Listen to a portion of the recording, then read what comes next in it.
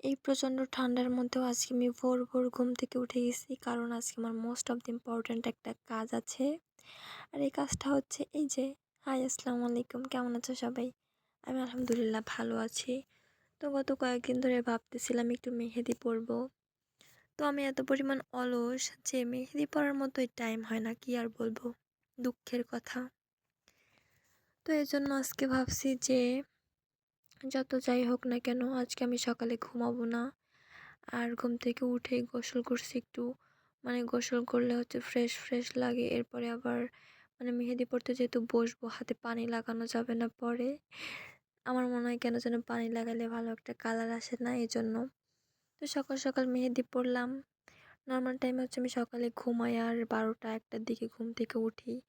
এজন্য আজকে আর ঘুমাই নাই, যে ঘুমাইলে তো আমার মানে পুরো দিনটাই শেষ।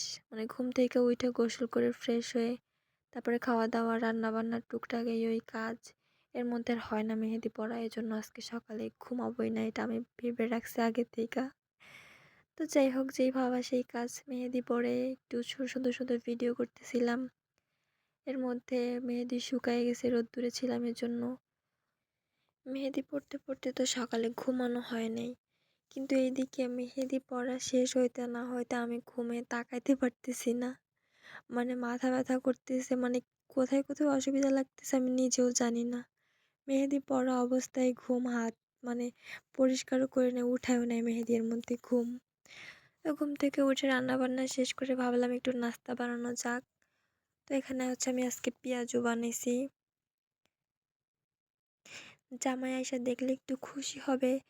যে এদিকে আমি একটু আবার হাতে নিয়ে নিয়ে ভিডিও করতেছিলাম, হাতে মেহেদি, আবার সুন্দর পেঁয়াজু, এগুলোর ভিডিও করতেছিলাম বসে বসে। কাজ কাম না থাকলে যা করি আর কি।